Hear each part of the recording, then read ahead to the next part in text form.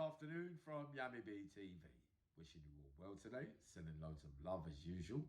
The subject I'm going to bring up today is I've used themes of like in different formats about it before in various subjects raised in different matters, if you get what I mean. But it boils down to the same thing.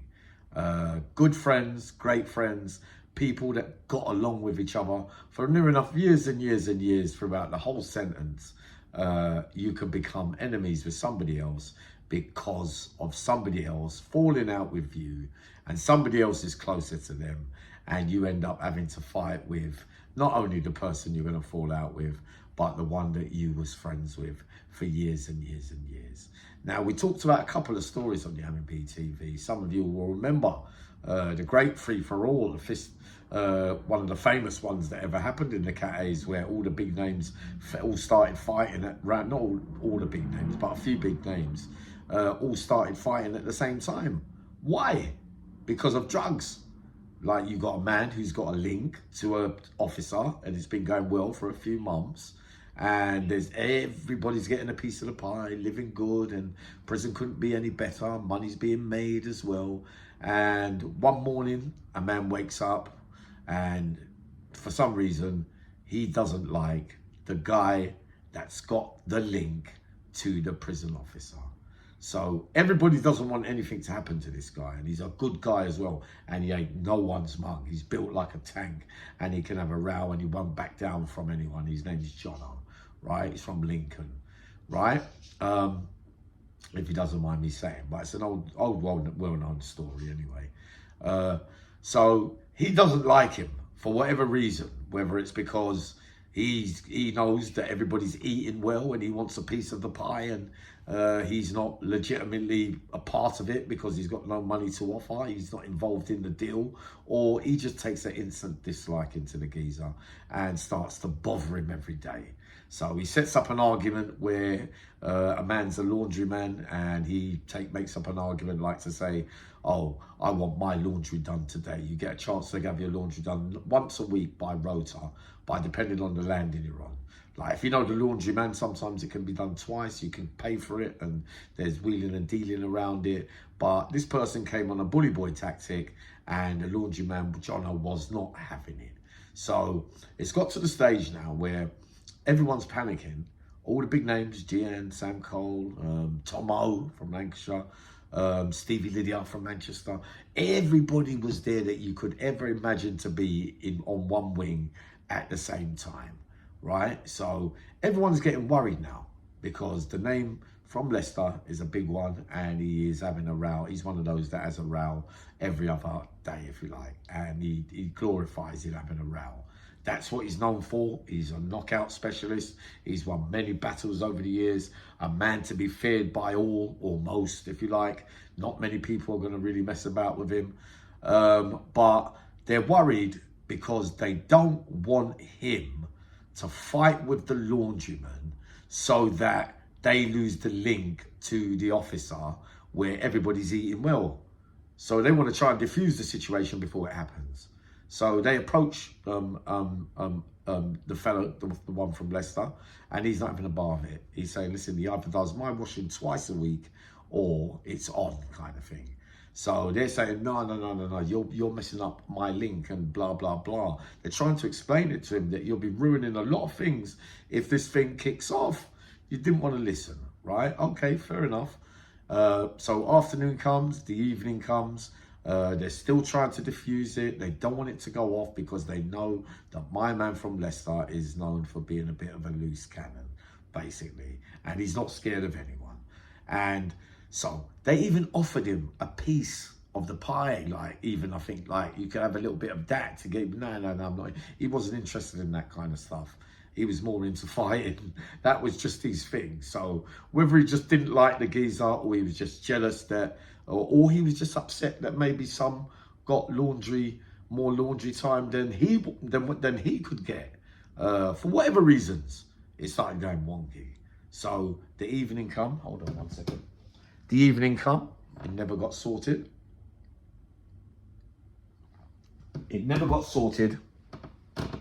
And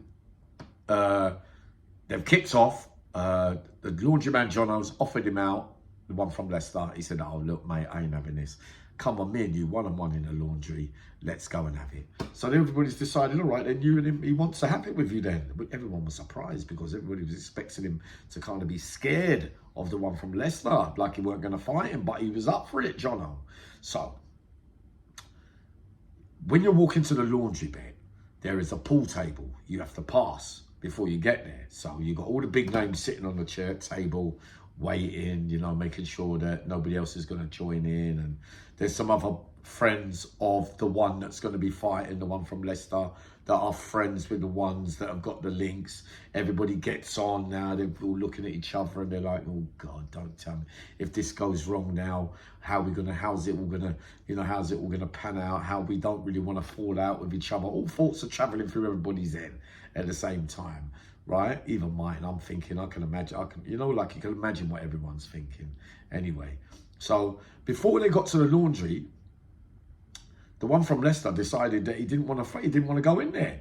So they passed the pool table. He swung a punch after Sam Cole while Sam Cole was sitting on the table. So he tried to sniper him, tried to sneak it on him with a big left or right hand. And basically Sam must have been expecting it and just moved that way. The second one moved that way and basically he missed. Then everybody started fighting. So Tomo from Lancashire, good boy, could have a proper row as well. I'll tell you about him one day. A really good geezer. I think he's a traveller as well. Done a life sentence. He's out now, but proper stuff, right? He ended up knocking someone down. Someone else, the laundryman, ended up knocking someone down. Sam, GN, everybody ended up fighting with each other, where it ended up with GN and the one from Leicester fighting, which ended up with GM allegedly biting the one from Leicester. So in the end, all the screws have come, one big drama, everybody set down the seg, everything messed up over this one incident. So now, forever and a day, you're all tarnished with the same brush, because whenever you think about each other, wherever you think, oh, I've got to go there, he's there, oh, I've got beef with him because of that. But really, you never had no beef with none of these. These were your good friends until that incident happened. Remember the other one, where the parcel with the MDNA one Christmas in Long Lartin, when a man said he had a parcel outside. A man said, yeah, I've got a man to bring it in. We'll make a deal, do a bit of business. You get him to bring it. You go meet him. He'll bring it in and you'll get your piece. He'll get his and they'll get theirs. So everybody's rubbing their hands with glee, because the MDNA is a big party thing in there when you got that. You know, everybody's in love with each other for a whole day. I tried it a couple of times in there. My God, but the come down off it is really bad. But yeah, so that turns up. So the parcel comes in, but they mug off the geezer whose parcel it is, and they say no. Tell him it didn't work out well on the visit. You never got it, and you know you'll get it the next time you go out there. It turns out that he never gets a chance. He never gets a chance to go back out there and resurrect that. The one whose parcel it was, who had his who got the stuff, who was going to be the one distributing to everybody else, but have his own thing to party as well. He's hearing that everybody's upstairs partying. So he's getting paranoid and he's asking questions. He says, what, did this thing come in? And is it mine? And people, like they do, if they're not involved in the party, they'll start saying, yeah, that's you. Well, he's not your mate. They've pulled one on you. But there's going to be a lot of shit stirring going on. And so it seemed, so it worked out. And I witnessed this with my own eyes, a horrible sight. While everybody's buzzing and dancing and garaging upstairs, and some big names there at the time, this geezer is sitting quietly on his own on the staircase, waiting for the man who went out there and got the parcel, and waits till he goes in the toilet while he's out of his nut going to the toilet, and then while he's in there, while no one's looking, creeps up into the toilet and stabs him straight through the neck. And there's blood squirting out everywhere, right? So I've told you a bit about this story, and everything's squirting around everywhere, and he's still running down to give him that strong built geezer from Wales, I think. He chased him down, but he fainted and nearly died. And the geezer was running after he stabbed him, banged himself up, ended up getting shipped out The other geezer ended up in hospital. One was in there for some time, and had stitches forever and a day round his throat. All because of a funny move. And again, everybody was involved in the deal where they were getting their bit, where their money was involved. And now they are in beef forever and a day, because they knew that you knew that that geezer wasn't going to bring it in. So that means you must have been involved, that I wasn't going to get my piece, but you knew my money was in. So these things can carry on and carry on and carry on forever. But what I really wanted to say today was not so much about the drugs thing, because we talked a couple about these stories before, is that in later life, right, I realise there's a lot of politics in prison. Now, you can have a man, right, who falls out with a man, not over drugs. Could be his court case, could be, you could have worked together in the past and it could have gone sour grapes. You could be name calling each other behind the scenes forever and ever. You could be calling a man's name for like 15, 20 years and that man ain't even there to defend himself, kind of thing. And you got everybody listening, oh, who's that? Who's this geezer you're talking about? So he gets an head start. So if that geezer now turns up 20, 25 years later, they say, oh no, that's the geezer that what's his name was on about. But so many people sitting on the fence who didn't want to be involved in anything because 50% of them like this other fella and 50% like this other fella.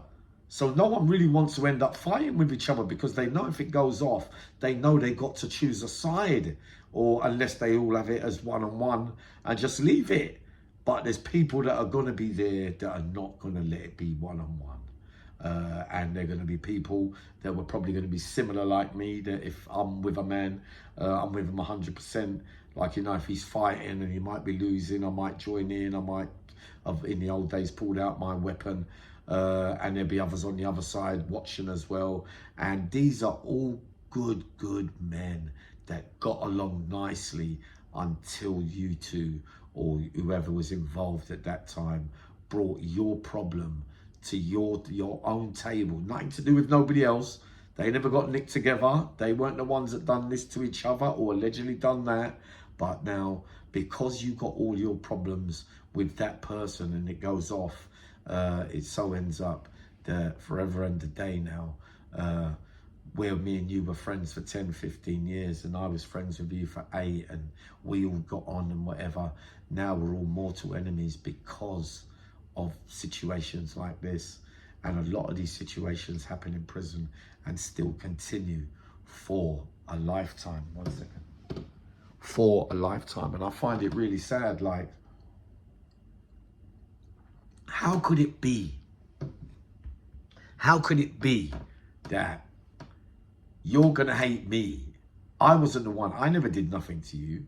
But you're going to hate me forever because it looked like I was siding with him. Or you were siding with him, so I don't like you because I know you was on that side. But I let things go in later life.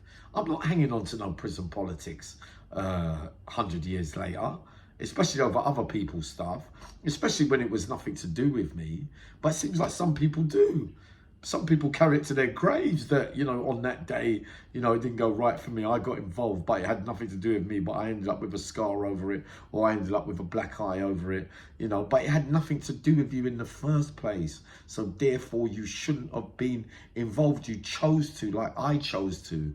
But I don't believe that it should continue for a lifetime. I say let bygones be bygones. And if you've got your problems, let you sort it out yourselves, without bringing everybody else involved, especially when if someone's not there to answer for themselves either, I believe, because since I've been out, there's not a lot of gossip about the past in jail, I'm glad to say, but there is a factual thing that I've come across, is that many men that got on so well back in the day no longer speak well of each other. And I find that really sad, because I can remember many great moments where they were besties and great pals and loved each other. So what changed? I ask you all, and I say to you all again about those places. It just breeds nothing but negativity and badness forever and a day, even if it's not you yourself that was involved in the thing, if you get what I mean. Also, here today, going to come up, I'm going to put a video up shortly. We know that I am an ambassador or part-time ambassador to comboshop.com health. Well, I can tell you that 25% of the next 1,000 bottles being sold, and they're selling like hotcakes at the moment, are going to go to mental health. So if you're interested, we've got our own PJ Maguire. You know, he was once the strongest man in the world. He's down with the cause. We got our own very Al Carter, you know, one of my besties. You know that I deal with a lot of the youngsters now with the fighting game, Mason Carter, Chi Mills, you know, all of these. And that I've explained a couple of the Essex, the Cheshire Wives, sorry. They do the comboshop.com health thing as well. So get ready for that. I'm putting up a video on that next. So yeah, see that. But there's 25% off the next 1,000 bottles, right? For free, for charity, for mental health. All right. So I'll be up in a little while. Love you loads. Have a good day.